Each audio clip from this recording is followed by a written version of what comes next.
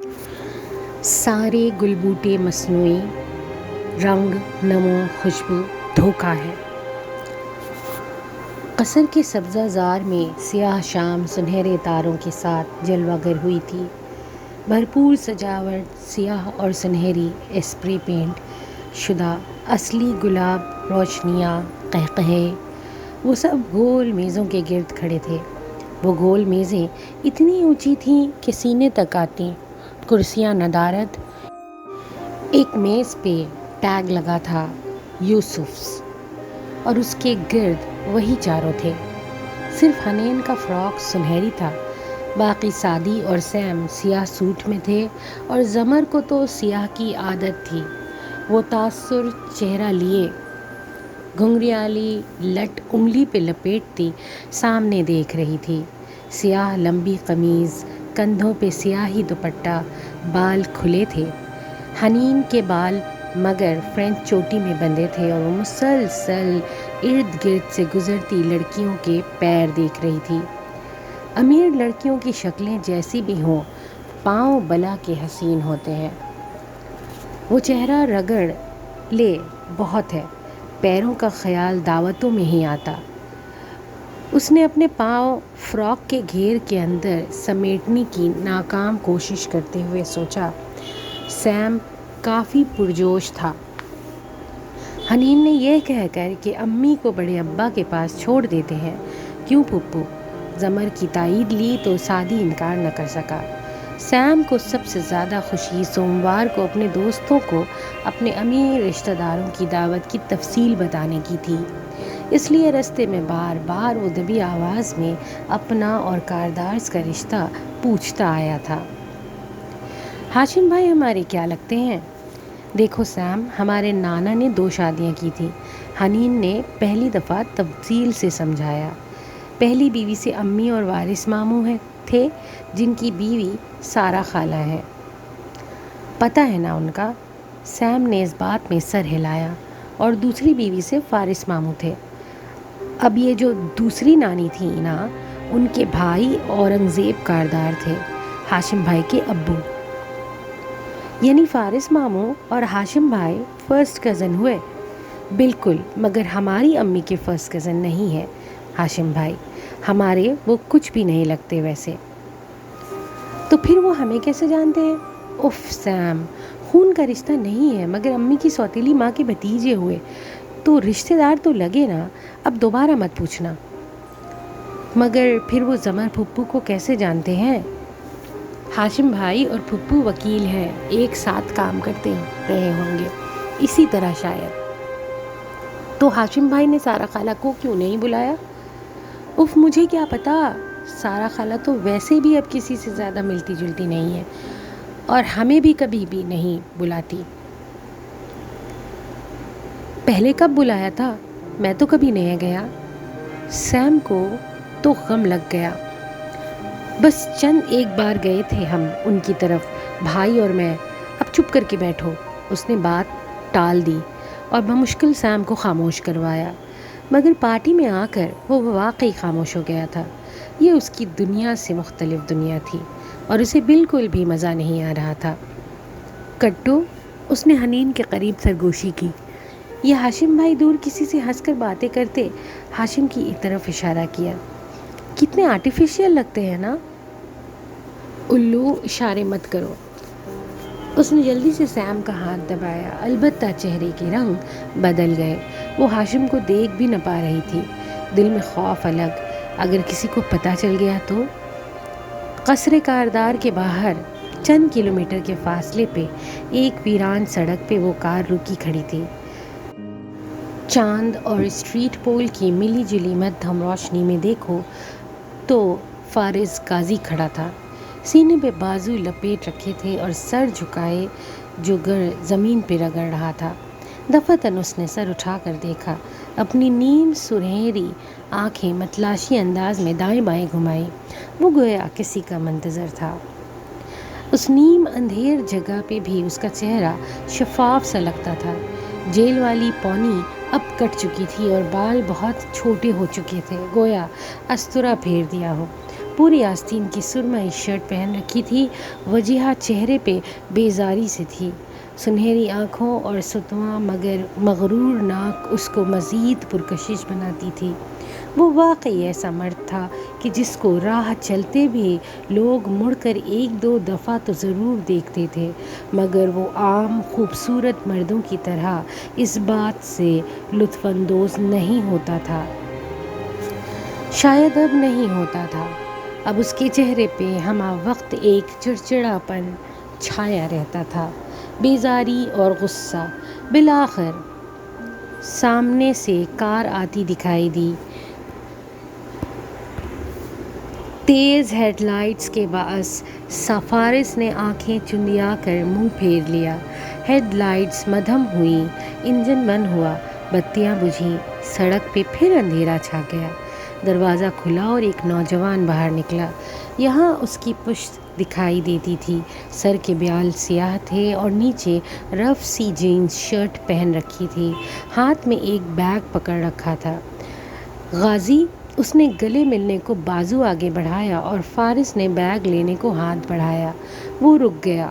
مبارک تو دینے دے یار، میرا سامان۔ اسٹیپنی، وہ خشک لہجے میں بولا، مگر آواز خشک نہیں تھی۔ نوجوان نے افسوس سے سر جھٹکا۔ میں تمہارا واحد دوست ہوں، جیل کا ساتھی رہا ہوں، اور تمہیں اچھی طرح پتہ ہے کہ اگر تمہیں باہر لانے میں سعدی کا ہاتھ ہے تو دو چار انگلیاں میری بھی ہیں۔ بندہ دوستی کا ہی لحاظ کر لیتا ہے۔ بیگ ساتھ دھرتے وہ بہت ناراضگی سے بولا، سامان پورا ہے؟ اس نے زپ کھول کر دیکھا، تفتیشی مشکوک نگاہوں سے ایک ایک شے کو الٹ پلٹ لیا۔ اندھیرے کے باوجود وہ اتنا دیکھ سکتا تھا کہ سب پورا تھا۔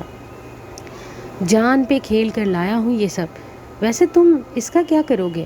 اپنی حفاظت کے لیے ہے، اور کیا کرنا ہے؟ وہ اب بیگ کو کار کی پچھلی سیٹ پہ رکھ رہا تھا۔ اسلحہ اپنے لیے بھی تو رکھو، تو چلانا دوسرے پہ ہی ہوتا ہے۔ اللہ کو مانو غازی، ابھی تم جیل سے نکلے ہو، ابھی سے یہ کام؟ تمہارا شکریہ، میں چلتا ہوں۔ وہ صفاٹ سا کہتا ڈرائیونگ ڈور کی طرف بڑھا۔ اسٹیپنی چند لمحے کے لیے ہکا بکا رہ گیا۔ اور میرے پیسے؟ کیا تم بھول گئے کہ میں اس شہر کے سب سے مہنگے کنسلٹنٹس میں سے ایک ہوں؟ اچھا، ابھی تو تم نے کہا کہ تم میرے دوست ہو، اس نے تعجب سے کہا اور اندر بیٹھ گیا۔ مگر میرے پیسے لگے ہیں یار، وہ کون ادا کرے گا؟ وہ چیخا تھا۔ فارس نے ہاتھ ماتھے تک لے جا کر اسے سلام کیا اور دروازہ بند کر دیا، پھر آگے گاڑی بڑھا دی۔ وہ وہیں کھڑا خفگی سے بڑبڑاتا رہا۔ قصر کاردار کے اندرونی لان میں پارٹی کی رونق جاری بساری تھی۔ سعدی جوس کے گلاس سے گھونٹ بھرتا گہری نظروں سے بائیں طرف دیکھ رہا تھا۔ وہاں شہرین کھڑی کسی سے مل رہی تھی۔ اس نے وہی سنہرا گاؤن پہن رکھا تھا اور ہاتھ میں کلچ کے ساتھ ٹیپ اٹھا رکھا تھا۔ پھر سعدی کو دیکھ کر ان کی طرف آئی۔ Hello D A. زمر کو وہ اسی طرح پکارتی تھی، ڈی اے یعنی ڈسٹرکٹ اٹارنی۔ پھر سعدی پہ ایک سرسری نظر ڈالی۔ ہیلو سعدی، تم ٹھیک ہو؟ رسمی سا حال احوال پوچھا۔ زمر نے محض سر کے خم سے جواب دیا۔ وہ اسی طرح مڑ گئی، مگر سعدی کے قریب سے، اور سعدی نے بے حد مہارت سے ٹیپ پکڑ کر کوٹ کی اندرونی جیب میں رکھ لیا۔ شہرین مڑے بنا دور ہوتی گئی۔ سعدی نے گہری سانس لی۔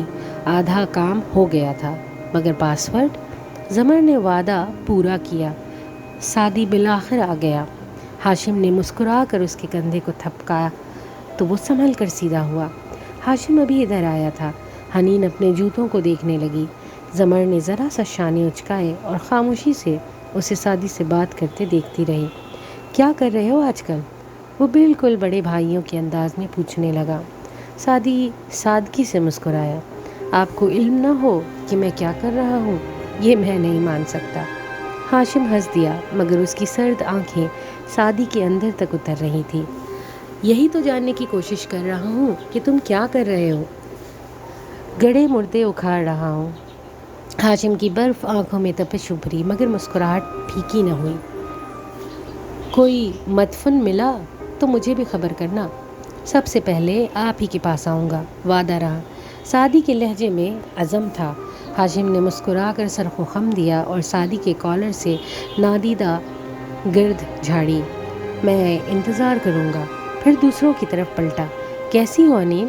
حنین نے چہرہ اٹھایا، پلکیں لرزیں۔ وہ سامنے کھڑا تھا، نرم مسکراہٹ سے اس کو دیکھتا۔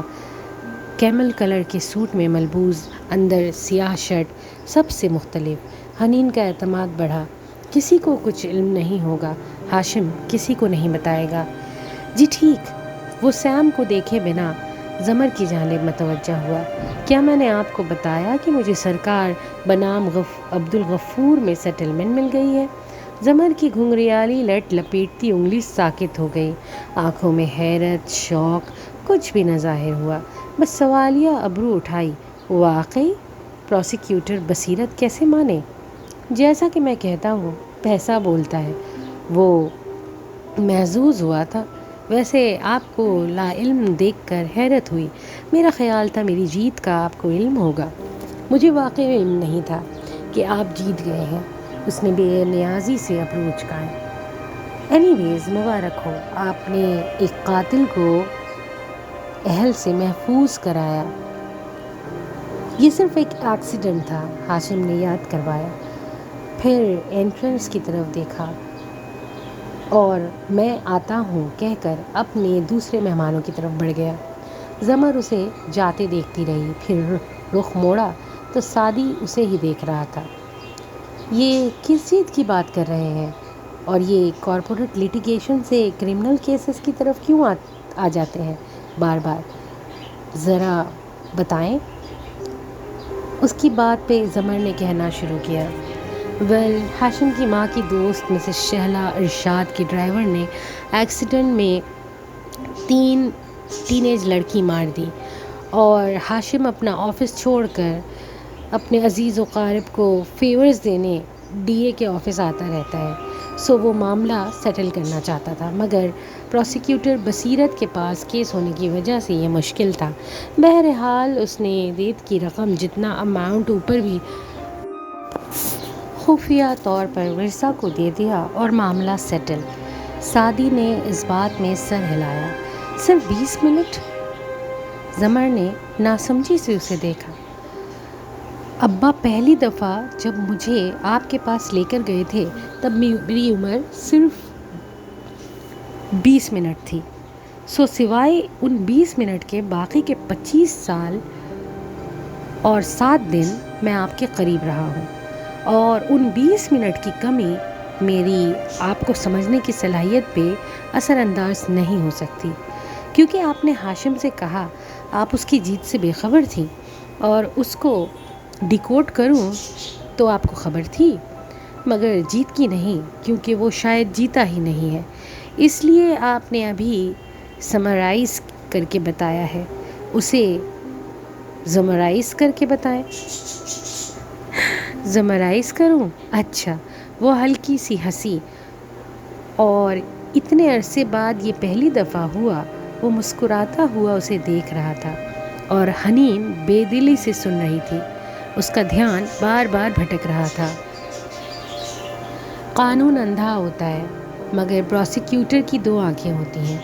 مجھے کیس دیکھ کر پتہ چل گیا تھا کہ ایکسیڈنٹ مالکن نے کیا ہے اور ڈرائیور قربانی کی بھیڑ ہے، مگر ثبوت تھا نہ گواہ، تو میں نے ہاشم کو پروسیکیوٹر بصیرت کا راستہ دکھایا، کیونکہ ہاشم اپنی انا کے لیے مسز شہلا سے دوہری رقم نکلوا سکتا تھا۔ جب لڑکی کے باپ نے بتایا کہ دوہری رقم مل گئی ہے تو میں نے بصیرت صاحب کو ڈیل کے لیے قائل کر لیا۔ بہرحال یہ ایکسیڈنٹ تھا اور میں صرف اس فیملی کی مدد کرنا چاہتی تھی۔ مسکرا کر بتاتے اس نے دور کسی سے بات کرتے ہاشم کو دیکھا۔ حنین بے دلی سے ادھر ادھر دیکھنے لگی، البتہ سعدی نے صحیح انجوائے کیا۔ آپ نے ہاشم کو کیوں نہیں بتایا کہ وہ نہیں جانتا؟ زمر نے جواباً سعدی کی آنکھوں میں دیکھا۔ ہمارے اسکول میں ایک جادوگر شو کرتا تھا، کبھی ٹوپی سے کبوتر نکالتا، کبھی کان سے۔ میں نے ایک دن پوچھا اس ٹرک کا راز تو بتائیں۔ وہ بولا جس دن بتا دیا وہ میرے شو کا تمہارے اسکول میں آخری دن ہوگا۔ صحیح، اور یہ ڈرائیور کو قربان کرنے کا مشورہ بھی ہاشم بھائی کا ہوگا، کیا پتہ انہیں معلوم نہ ہو کہ جرم مالکن نے کیا ہے۔ حنین کو برا لگا تھا۔ معلوم؟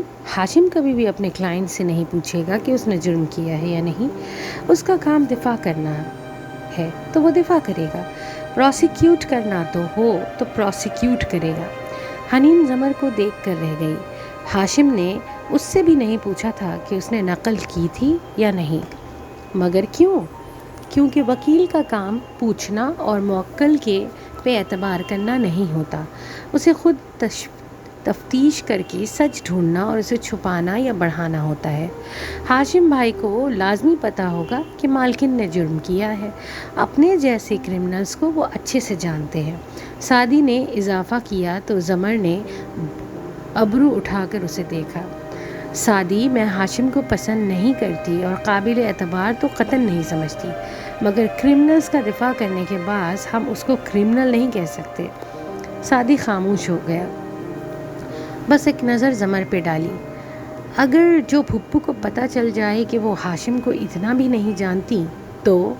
جواہرات جب ادھر آئی تو تنہا نہیں تھی، ساتھ 2-3 خواتین بھی تھیں۔ تازہ بوٹوکس کا اثر تھا، وہ سیاہ سنہری دھاریوں والے گاؤن میں دمک رہی تھی۔ مسکراتے ہوئے سعدی کا کالر نزاکت سے جھاڑا۔ کیا یہ دوستی ہے تمہاری نظر میں کہ شکل بھی نہیں دکھاتے؟ بڑی نزاکت اور مان سے کہا۔ سعدی نرمی سے مسکرا دیا۔ اب آپ کے پاس خود پہلے جیسا وقت نہیں ہوتا مسز جواہرات۔ جواہرات بس مسکرا کر اپنے فرینڈ سے زمر کا تعارف کروانے لگی۔ ایک تو شاید زمر کو جانتی بھی تھی۔ اوہ، آپ زمر ہیں، مجھے یاد ہے، پہلے بھی ملاقات ہوئی تھی۔ اس نے البتہ زمر کا نام غلط تلفظ سے بولا تھا، رکے کے اوپر زبر کے ساتھ۔ اف، اٹس زمر، زومرز، زے کے اوپر پیش ہے، اس نے توڑ توڑ کر بتایا۔ وہ خاتون اچھا اچھا کہہ کر سر ہلانے لگی۔ قدرے فاصلے پہ کھڑا نوشیروان تند نظروں سے اسے دیکھ رہا تھا، اسے ماں کے وعدہ پورا کرنے کا انتظار تھا۔ اب جواہرات نے ساتھی خواتین سے سعدی کا تعارف کروایا۔ یہ سعدی یوسف ہے، ہمارا رشتہ دار اور بہت اچھا دوست۔ اپنا مکمل تعارف اور شجرہ نسب بتانا سعدی کو پسند ہے۔ سو بتاؤ نا سعدی۔ سعدی ذرا سا چونکا، پھر سنبھل کر مسکرایا۔ سب اسے ہی دیکھ رہے تھے۔ نوشرواں کی بے عزتی کا بدلہ اتارا جا رہا تھا۔ اس نے بس ایک نظر سامنے کھڑے شیرو پہ ڈالی جس کے لبوں پہ فاتحانہ مسکراہٹ تھی۔ سعدی کھنکارا۔ مسز جواہرات نے چونکہ شجرہ نسب کا ذکر کیا ہے تو ہم پٹھان ہیں اور ہمارا قبیلہ بنی اسرائیل سے تعلق رکھتا ہے، یوسف علیہ السلام کی اولاد سے، اسی لیے سعدی یوسف خان نام ہے میرا۔ یوں میں، میرے مڈل کلاس والدین، ہم سب بنی اسرائیل سے ہیں۔ کہہ کر اس نے معصومیت سے جواہرات کو دیکھا۔ جہاں شیرو کا چہرہ سیاہ پڑا وہیں جواہرات بھی بجھ گئی۔ وہ یقیناً یہ سب اس انداز میں نہیں کہلوانا چاہتی تھی۔ اگر جو وہ اس روز نوشرواں کے سامنے جھاڑی گئی تقریر یہاں دہراتا تو کتنا مزہ آتا، مگر اب وہ تینوں خواتین ستائشی نظروں سے اسے دیکھ رہی تھی۔ نوشرواں سر جھٹک کر آگے بڑھ گئے۔ جواہرات نے ان میں سے ایک کو مخاطب کیا۔ آسٹریلیا کب جا رہی ہیں آمنہ؟ اسی ہفتے، حماد اور کرن کے ساتھ۔ زمر چونکی، سعدی بھی؟ حنین تک نے ان کو دیکھا۔ جواہرات مسکراتے ہوئے نرمی سے پوچھ رہی تھی۔ اس کے پاس بدلہ لینے کے بہت سے طریقے تھے۔ کرن کیسی ہے؟ جڑواں بیٹے ہوئے ہیں اس کی، خوش ہے۔ وہ کرن کی خالہ تھی اور یہ تو سب کو علم تھا کہ زمر کے منگیتر کا رشتہ جواہرات کے جاننے والوں میں ہی ہوا تھا۔ وہ خواتین وہاں سے ہٹی تو جواہرات اس طرف مڑی، ایک معصوم نظر سعدی کے سنجیدہ چہرے پہ ڈالی، پھر زمر کو دیکھا جو سپاٹ کھڑی تھی، پھر ایک دم آنکھوں میں ملال ابھرا۔ اوہ، آئی ایم سوری ہنی، مجھے حماد کا ذکر نہیں کرنا چاہیے تھا، میں نے تمہیں ڈسٹرب کر دیا نا؟ نرمی سے اس کا ہاتھ تھام کر وہ جیسے بے حد شرمندہ تھی۔ حنین نے لب کاٹتے ہوئے پھپھو کو ہمدردی سے دیکھا۔ اسے اپنے پچھلے رویے پہ شرمندگی ہوئی۔ بیچاری پھپھی، مجھے فرق نہیں پڑتا۔ اسے فرق پڑا تھا مگر وہ رخ موڑ گئی اور وہیں انٹرنس سے وہ چلا آ رہا تھا۔ سیاہ سنہرے لوگوں میں وہی منفرد تھا۔ نیلی جینس اور سفید شرٹ، چھوٹے کٹے بال، کندھے پہ بیگ لٹکائے۔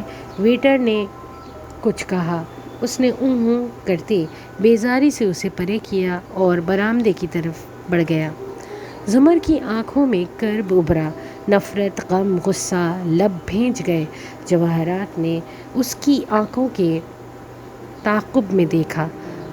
وہ رہا ہو گیا ہے اور یہ اس کے ماموں کا گھر ہے۔ اس کو رہنے سے روک نہیں سکتی۔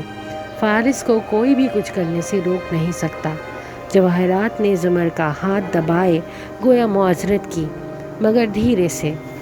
مجھے فرق نہیں پڑتا۔ I'm sorry, really sorry. You should be. Saadi نے سرد لہجے میں کہا۔ جواہرات نے نرمی سے اسے دیکھا، اس کی کہانی کو بچے کی طرح تھپکا اور ایکسکیوز می کہہ کے آگے بڑھ گئی۔ حنین، سیم، سعدی تینوں خاموش تھے اور زمر کے رد عمل کے منتظر تھے، مگر وہ ان کی طرف نہیں دیکھ رہی تھی۔ کیا آپ نے وہ کتاب پڑھی جو میں نے گفٹ کی تھی؟ سعدی نے کھنکار کر کہا۔ کون سی کتاب؟ زمر نے آنکھوں میں اتری نمی کو اندر اتار لیا، مگر لہجے میں لرزش تھی۔ ہاں، وہ 13ویں صدی کا مسلم اسکالر، نان فکشن۔ نہیں، میں نے نہیں پڑھ سکی، میں آتی ہوں ابھی۔ وہ معذرت کر کے اندر کی طرف بڑھ گئی۔ پھوپھو ہرٹ ہوئی ہے، سیم نے کہا۔ وہ دونوں چپ رہے۔ فارس اندر آیا اور سیدھا گیسٹ روم کی طرف بڑھ گیا۔ اس کے چہرے کے تاثرات سپاٹ تھے۔ اندر آ کر اس نے دروازہ بند کیا اور بیگ بیڈ پہ رکھا، پھر خود بھی ساتھ بیڈ پہ بیٹھ گیا۔ سر ہاتھوں میں لیے کتنی ہی دیر بیٹھا رہا۔ اس کی آنکھوں میں عجیب ملال در آیا تھا۔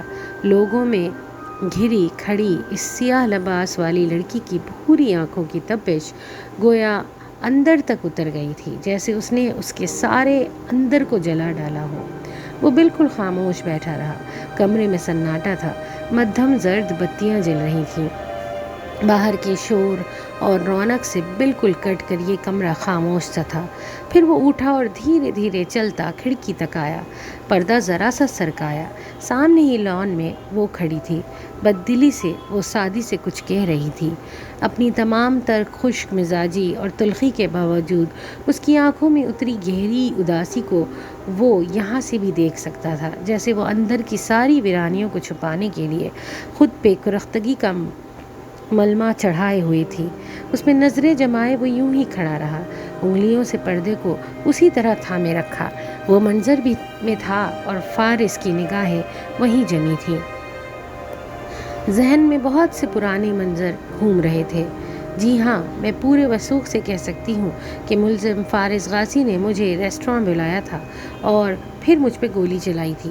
برسوں پہلے وہ عدالتی کٹہرے میں کھڑی تھی اور گردن اٹھائے سپاٹ انداز میں کہہ رہی تھی، نہیں، میں نے اسے گولی چلاتے نہیں دیکھا تھا، مگر میں نے اس کی آواز سنی تھی۔ میں گواہ ہوں اس بات کی کہ مجھ پہ اور زرتاشا غازی پہ حملہ کرنے والا ملزم فارس غازی ہی تھا۔ فارس نے پردہ چھوڑ دیا، کپڑا لہرا کر اپنی جگہ پر آن گرا۔ باہر کا منظر چھپ گیا۔ اس کا دل برا ہو گیا تھا، آنکھوں میں ناگواری ابھر آئی تھی۔ وہ سر جھٹک کر واپس بیڈ کی طرف آیا، تیز سفید بتی جلائی اور پھر بیگ کھولنے لگا۔ کچھ دیر پہلے کھڑکی کے پاس کھڑے شخص والا کوئی تاثر اس کے چہرے پہ نہیں تھا، وہاں صرف سنجیدگی تھی اور سپاٹ پن تھا۔ اب وہ بیگ کی تمام اشیاء کو ایک ایک کر کے دیکھ رہا تھا، چیک کر رہا تھا۔ باہر کیک کٹ رہا تھا۔ ہاشم اور شہرین بچی کے ارد گرد مسکراتے ہوئے موجود تھے، مصنوعی قہقہے، کھوکھلی خوشیاں۔ پھر شہرین نے کیک کے ٹکڑے کرنا شروع کیے۔ وہ فونڈنٹ کا 3 منزلہ کیک تھا، جیسے اصلی گڑیا پھولے فراک کے ساتھ کھڑی ہو۔ وہ فروزن کی ایلسا تھی، مگر اس کا لباس نیلا نہیں، برفیلا گلابی تھا۔ چند کیکس اس کے علاوہ بھی مرکزی میز پہ رکھے تھے، جن کے اب فیونا ٹکڑے کر رہی تھی۔ ایلسا والے کیک پہ ایلسا نے ایک دل اٹھا رکھا تھا، جس پر سونیا لکھا تھا۔ شہرین نے وہ دل سونیا کی پلیٹ میں ڈالا، مگر جب کیک سرو کیا جانے لگا تو اس نے وہ دل ایک اور ڈش میں کیک کے اوپر رکھ کے فیونا کو دیا۔ یہ ڈی اے کی ٹیبل پہ لے جاؤ۔ فیونا اسے فوراً وہاں لے آئی۔ ڈی اے زمر تو نہیں تھی، مگر سعدی نے یہ سب بہت غور سے دیکھا اور پھر شہرین کو وہ اسے ہی دیکھ رہی تھی، مگر اس کو دیکھتے پا کر مہمانوں کی جانب متوجہ ہو گئی۔ یعنی سعدی خود سمجھ لے تو سمجھ لے، وہ بس کنارے کنارے رہ کر ہی مدد کرے گی۔ زمر اندر آئی تو وہاں بھی مہمان بکھرے تھے۔ امیروں کی دعوتیں سارا گھر ہی کھول کر رکھ دیتی ہیں۔ گیسٹ باتھ روم کس طرف ہے؟ زمر نے گزرتے ویٹر کو روکا۔ وہ کسی کام سے آیا تھا، سو بات کے بجائے گیسٹ روم کی طرف اشارہ کر دیا۔ وہ سیدھی ادھر چلی آئی۔ وہ آنسو جو باہر مصنوعی مضبوطی کے خول نے بہنے نہیں دیے تھے، وہ اندر اترنے کے باوجود آنکھوں کو سرخ کر گئے تھے۔ اس نے گیسٹ روم کا دروازہ دھکیلا کہ باتھ روم جا کر منہ دھوئے، مگر بیڈ پہ بیگ کھلا پڑا تھا۔ ایک مشین گن، 2 پستول، گولیاں اور خود وہ بیڈ کے کنارے پہ جوگ رکھے پنڈلی کے ساتھ چاقو باندھ رہا تھا۔ آہٹ پہ چوک کر سر اٹھایا، پھر وہیں رک گیا، سیدھا بھی نہ ہوا۔ چوکھٹ پہ کھڑی زمر کا سانس رک گیا تھا۔ اس کی نگاہیں اسلحے سے ہوتی فارس کے چہرے تک گئی، پھر ان میں اترا غم غصے میں بدلا۔ جبڑے کی رگیں تن گئی، وہ پیچھے ہوئی اور زور سے دروازہ بند کیا۔ اب اسے مزید فریش ہونے کی خواہش نہ تھی۔ وہ تیز تیز چلتی باہر کی طرف بڑھ گئی۔ حنین کے کپڑوں پہ کیک کا ٹکڑا گرا تھا۔ وہ سیم کو لیے اندر آ گئی۔ کیک کے بعد سب پھر سے بکھر گئے تھے۔ کھانے میں ابھی وقت تھا۔ حنین کو یاد تھا کہ گیسٹ باتھ روم کدھر ہے۔ داخلی راستے میں سے دروازہ کھلتا اور اندر شیشے کی دیوار کے ساتھ قطار میں بیسن تھے۔ کچھ لوگوں کے چہرے کو دیکھ کر لگتا ہے ان کو بھیڑوں نے کاٹا ہے، مگر نوشیروان بھائی کے بالوں کو دیکھ کر مجھے یہی لگتا ہے۔ راہداری سے گزر کر اندر جاتے شیرو کو دیکھ کر سیم نے تبصرہ کیا۔ حنین کو شدید ہنسی آئی، مگر اس نے زور سے سیم کی چٹکی کاٹی۔ اپنی کمنٹری بند رکھو۔ وہ نل پہ اوپر نیچے ہاتھ مارنے لگی۔ چونکہ دروازہ کھلا تھا اور ہر گزرتا شخص دکھائی دے رہا تھا، تبھی ہاشم نے چوکھٹ پہ رک کر پوچھا، کیا ہو رہا ہے بچوں؟ حنین نے خوشگوار حیرت سے سر اٹھایا۔ وہ ان کو دیکھ کر بالخصوص رکا تھا، سب سے ہٹ کر بھی اس سے ملاقات ممکن تھی، پھر جھیپ گئی۔ یہ نل نہیں کھل رہا، آہستہ سے ان کے نیچے ہاتھ لے کر جاؤ۔ ہاشم نے مسکراتے ہوئے اشارہ کیا۔ حنین نے آہستہ سے نل تلے ہاتھ کیے، پانی کی دھار بہہ پڑی۔ اوہ! وہ جھیپ گئی، ہاتھ دھو کر ہٹائے، دھار غائب۔ آٹومیٹک؟ اسے کیوں بھول گیا؟ سیم اندر باتھ روم کی طرف چلا گیا۔ حنین پیپر ٹاول سے ہاتھ خشک کر کے چوکھٹ تک آئی۔ تو کیا سبجیکٹس ہیں تمہارے؟ ہاشم نے بات کا آغاز کیا۔ لٹریچر۔ وہ نگاہیں جھکا کر جھیپ کر مسکرائی۔ اوہ! میں سمجھا شاید۔ وہ حیران ہوا تھا۔ حنین کے چہرے پہ سایہ گزرا۔ ہاشم نے اسے غور سے دیکھا اور بات بدل دی۔ تو کیا لٹریچر میں بھی نقل ہو سکتی ہے؟ نقل ہر سبجیکٹ میں ہو سکتی ہے، مگر آپ نے یہ نہیں پوچھا کہ میں نے نقل کی تھی یا نہیں۔ میں یہ کبھی نہیں پوچھتا، وہ مسکرایا، مگر یہ ضرور پوچھوں گا کہ تمہارے گلاسز کہاں گئے؟ تم تو چشمش ہوتی تھی نا؟ اتر گئے، بھائی نے لیزرز کروا دیا تھا۔ اس نے قدر اعتماد سے ہاشم کو مسکرا کر دیکھا۔ آپ کو میری اینک یاد ہے؟ مگر صبح آپ نے پوچھا کون حنین؟ وہ ہلکا پھلکا سا شکوہ کر گئی۔ کیونکہ میرے جاننے والوں میں 2 اور حنین بھی ہیں۔ ایک اپنے نام کے دونوں این کے درمیان آئی لگاتی ہے اور دوسری ڈبل ای۔ تم کیا لگاتی ہو؟ Double E. گڈ۔ خیر آتی جاتی رہا کرو، سونیا ممی سب سے ملتی رہو، یا بھائی سختی کرتا ہے؟ ہاشم نے مسکرا کر پوچھا، مگر وہ بہت گہرے انداز میں اسے دیکھ رہا تھا۔ سونیا اور آپ کی ممی میری ہم عمر نہیں ہے، اور بھائی سے اچھا میرے لیے دنیا میں کوئی نہیں ہے۔ وہ بھی مسکرا کر بولی، مگر بھائی کا انداز میں ذکر اسے اچھا نہیں لگا تھا۔ ہاشم مزید کچھ کہتا مگر کان میں کوئی اور آواز آئی۔ وہ معذرت کرتا آگے بڑھ گیا، پھر کان میں موجود آلہ انگلی سے دبا کر بولا، ہاں خاور بولو۔ سر آپ وہیں رکیں، میں آ رہا ہوں۔ خاور لان میں تھا اور ادھر آ رہا تھا۔ ہاشم وہیں رک گیا، مگر پھر کوئی اور مل گیا تو وہ ان کا حال احوال پوچھنے کھڑا ہو گیا۔ خاور منتظر سا کھڑا رہا۔ وہ فارغ ہو کر اپنے چیف سیکیورٹی آفیسر کی طرف مڑا۔ کیا ہوا؟ استفسار میں سختی تھی۔ آپ کو یہ دیکھنا چاہیے۔ خاور نے ٹیبلٹ آگے کیا۔ اس کی اسکرین پہ 5 کیمروں کی فوٹیج آ رہی تھی۔ خاور نے ایک انگلی پہ انگلی رکھ کر اسے بڑا کیا۔ ہاشم نے آنکھیں سکیڑ کر دیکھا۔ وہ اس کے کمرے کے بند دروازے کا منظر تھا۔ خاور نے اسے تیزی سے ریوائنڈ کیا اور پھر پلے کیا۔ سیڑھیوں سے 2-4 لوگ اترے چڑھتے دکھائی دے رہے تھے۔ ان میں ایک سیاہ سوٹ اور گھنگریالے بالوں والا لڑکا بھی تھا جو سر جھکائے زینے پھلانگتا اوپر گیا۔ ہاشم کے کمرے کا دروازہ کھولا اور اندر جا کر دروازہ بند کیا۔ ہاشم کو لگا اس کے منہ پہ کسی نے دروازہ دے مارا ہو۔ اس کی آنکھوں میں سرخی ابھری، مٹھیاں بھیج گئیں۔ یہ کتنی دیر پہلے کی ہے؟ 13 منٹ۔ اور 13 منٹ قبل جب وہ ہاشم کے کمرے میں آیا تو اس نے لیپ ٹاپ میں فلیش لگانے میں 3 سیکنڈ بھی نہ لگائے تھے۔ لیپ ٹاپ بند رہا مگر فلیش کی بتی چمکنے لگی۔ اس نے پنجوں کے بل کارپٹ پہ بیٹھے تیزی سے ٹیپ کھولا۔ آپ کی ڈیوائس کا رابطہ ایک ہارڈ ڈرائیو سے ہو چکا ہے۔ کیا آپ تمام ڈیٹا کاپی کرنا چاہیں گے؟ بہت خوشی کے ساتھ۔ دھڑکتے دل سے اس نے یس دبایا۔ پاس ورڈ اس نے سونیا ٹائپ کیا۔ ہرا سگنل۔ سعدی نے آنکھیں بند کر کے گہری سانس لی۔ ڈیٹا کاپی ہونے لگا۔ 10%، 20%، 40۔ وہ بار بار مضطرب نظروں سے بند دروازے کو دیکھتا۔ 55%، 60۔ نیچے کھڑے ہاشم نے شعلہ بار نظروں سے خاور کو دیکھا۔ 13 منٹ سے وہ میرے کمرے میں ہے اور تم اب بکواس کر رہے ہو۔ وہ دبا دبا سا گرجا۔ خاور تھوک نگلتے پیچھے ہوا۔ سر، آپ کسی سے بات کر رہے تھے؟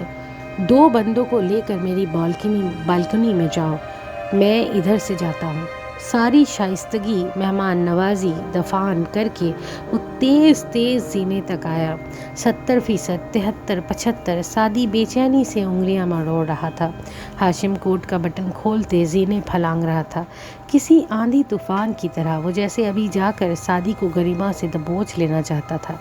اس الو کے پٹھے نے ہاشم بھائی کو اب بھی بہت انڈر اسٹیمیٹ کیا تھا۔ 85، 90۔ سعدی نے فلیش انگلیوں سے پکڑ رکھی تھی۔ گنتی ختم ہوا اور وہ اسے کھینچ لے۔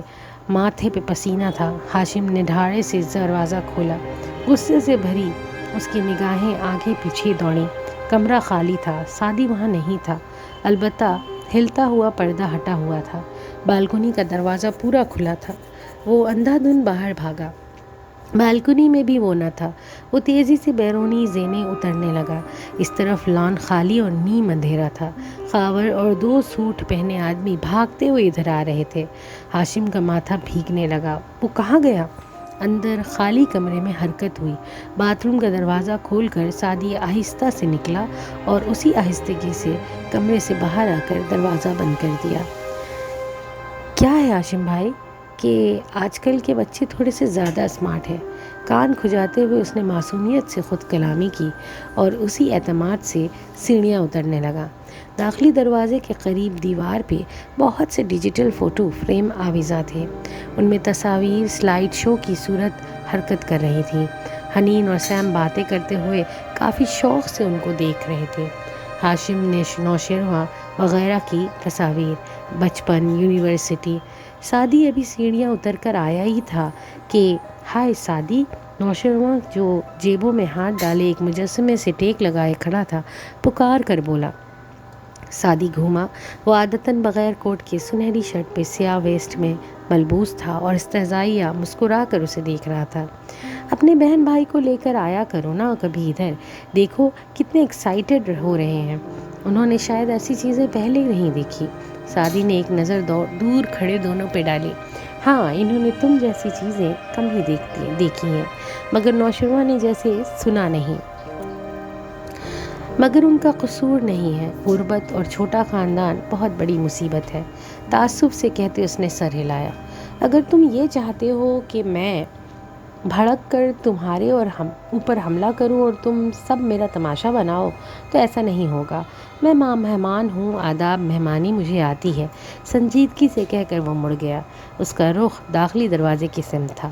تمہاری بہن کافی بڑی ہو گئی ہے، نوشروہ نے پھر پکارا۔ اب کہ حملہ مختلف نوعیت کا تھا۔ سعدی کے قدم زنجیر ہوئے، اس نے گردن موڑی، آنکھوں میں سرخی ابھری، لب بھینچے، مگر اس سے پہلے کہ وہ جھپٹ کر بھیجی ہوئی مٹھی کو نوشروہ کے چہرے تک لے جاتا۔ کیا بولا ہے؟ کس کی بہن کی بات کی ہے؟ ہاں؟ فارس بھرمی سے بولتا تیز تیز قدم اٹھاتا ادھر آ رہا تھا، ایسے کہ جو وہ سعدی سے 2 انچ لمبا تھا۔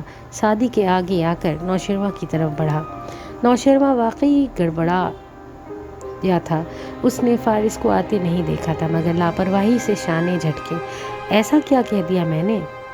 وہ 2 قدم پیچھے ہٹا۔ بکواس مت کرو، میری بہن کی بیٹی کا نام مت لینا آئندہ، ورنہ ہاتھ پاؤں سلامت نہیں رہیں گے تمہارے۔ بات سمجھ نہیں آئی یا نہیں ہاں؟ گھورتے ہوئے انگلی سے اس کے سینے کو دھکیلا، تبھی ہاشم نے آ کر تیزی سے دونوں ہاتھوں سے دونوں کو دور کیا۔ وہ ابھی سیڑھیاں اترتا ادھر آیا تھا۔ کیا مسئلہ ہے؟ کیا ہوا ہے؟ صلح جو انداز میں اس نے فارس کا کندھا تھاما، مگر فارس نے جھٹکے سے چھڑایا اور تیز بھری نگاہوں سے ہاشم کو دیکھا۔ اپنے بھائی کو سمجھا لو، اس طرح کی بکواس آئندہ کی تو میں زبان سے جواب نہیں دوں گا۔ ارد گرد موجود لوگ دیکھنے لگ گئے، دور کھڑے حنین اور سیم بھی متوجہ ہو گئے۔ ماموں اور نوشروہ مد مقابل تھے۔ اچھا ٹھیک ہے، میں معذرت کرتا ہوں، تم ٹھنڈے ہو جاؤ، کہتے ہوئے وہ بار بار سرد نگاہوں سے سعدی کو بھی دیکھتا۔ فارس ہوں کہہ کر سر جھٹک کے آگے بڑھ گیا اور سعدی ہاشم سے نگاہ ملائے بغیر اپنے بہن بھائی کی طرف چل دیا۔ میرا قصور نہیں تھا بھائی، تم دونوں میرے کمرے میں آؤ، ہاشم نے اس سے اور خاور سے سختی سے کہا، اور سیڑھیوں کی طرف بڑھ گیا۔ وہ مجھے چکما دے کر نکل گیا۔